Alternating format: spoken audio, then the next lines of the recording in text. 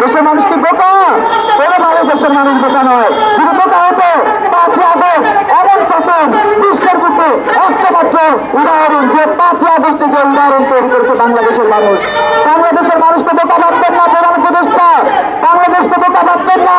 সড়ক সেখানে হওয়ার কথা সেখানে বিচার না হয়ে তাকে শুধুমাত্র আইনে উঠানোর পরে, আইন আদালতে উঠানোর পরে তাকে জামিন দেওয়ার কোনো সুযোগ তৈরি হতো না। আজকে মাঠ হচ্ছে কথায় কথায়, আজকে গণপরিবহনে মাঠ হচ্ছে, আজকে গণপরিবহনে অনিরাপত্তা তৈরি হচ্ছে, আজকে গণপরিবহনে আমার মায়েরা ধর্ষিত হচ্ছে, আজকে কেউ কোনো কথা বলছে না। কারণ কি? কারণ সবাই ধান্দাবাজিতে ব্যস্ত, সবাই একদম ব্যক্তিগত।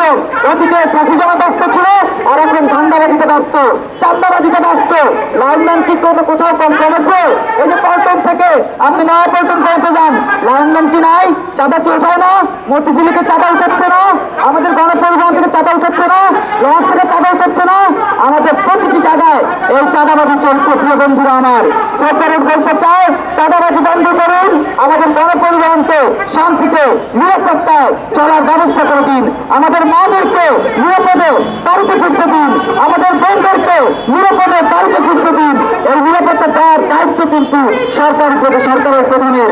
আজকে প্রধান উপদেষ্টা বলছেন দেশে আইন শৃঙ্খলা নাকি খুব ভালো আছে। আপনারা বলেন দেশে কি আইন শৃঙ্খলা খুব ভালো আছে? তাহলে কিভাবে বলছেন? কারণ তিনিও সত্যের অপরাধ করছেন। আগে যারা ফাঁসিস্ট ছিল সে ফাঁসিস্টের মতো করে তিনিও ফাঁসিস্ট হয়েছেন। এই ফাঁসিস্টের বিরুদ্ধে সরকারের অতীতে কাজ করেছে, বর্তমানে কাজ করছে, আগামীতে কাজ করবে। কারণ সরকারের মনে করে বাংলাদেশের মানুষ বাঁচলে বাংলাদেশ বাঁচবে। বাংলাদেশের মানুষকে আপনি গণপরিবহনে নির্যাতন করবেন, আমাদের মাদেরকে গণপরিবহনে নিপীড়িত করবেন, ধর্ষণ করবেন, ডাকাতি করবেন, আর বলবেন দেশে কোনো আইন শৃঙ্খলার অবনতি হয়নি। দেশের মানুষ কি বোকা? কোনোভাবে দেশের মানুষ বোকা নয়। যদি বোকা হতো 5ই আগস্ট এমন প্রথম বিশ্বের বুকে একটা মাত্র উদাহরণ, যে 5ই আগস্টে যে উদাহরণ তৈরি করেছে বাংলাদেশের মানুষ। বাংলাদেশের মানুষকে বোকা ভাবতেন না প্রধান উপদেষ্টা, বাংলাদেশকে বোকা ভাবতেন না সড়ক যোগাযোগ উপদেষ্টা, বাংলাদেশকে বোকা ভাবতেন না তথ্য উপদেষ্টা। আপনি যে বাংলাদেশকে খাদের কিনারে নিয়ে যাচ্ছেন, প্রধান উপদেষ্টার উদ্দেশ্যে বলতে চাই, আপনি কি আপনারা বুঝেছেন? আপনি যে পৃথিবীর প্রক্রিয়া তৈরি করেছিলেন, বাংলাদেশের আলেম সমাজ আপনার পৃথিবীর বিরুদ্ধে কথা বলেছে, আপনাকে সুৎকর বলেছে, আজকে তারা আপনার পক্ষে কথা বলছে। কারণ কি? তাদের একটা অংশ আপনার কাছ থেকে কিছু মালপানি খেতে চায়, কোনো মন্ত্রণালয় বসতে চায়, কোনো সচিবালয় বসতে চায়। আমরা দক্ষিণ পূর্ব পরিষদে একজন প্রশাসক নিয়োগ করেছি। এই প্রশাসক যে বসেছে তিনি তো আমাদের পরিবহনকে শান্তিতে নিরাপত্তায় চলার ব্যবস্থা করে যেতে পেরেছেন, ফুটপাত দখল মুক্ত করতে পেরেছেন? পারেননি। কারণ কি? কারণ পরিকল্পনার অভাব। প্রিয় বন্ধুরা আমার, সরকারের আজকে সরকারের মহাসচিব শান্তা কার্জানা 7টি দফা দাবি উপস্থাপন করেছে আপনাদের সামনে। আমরা সেই 7 দফা বাস্তবায়ন চাই। আমরা চাই গণপরিবহনে নারীদের জন্য 40 ভাগ আসন দিতে হবে, 40 ভাগ আসন দিতে হবে, নিরাপত্তা দিতে হবে, নিরাপত্তা দিতে হবে।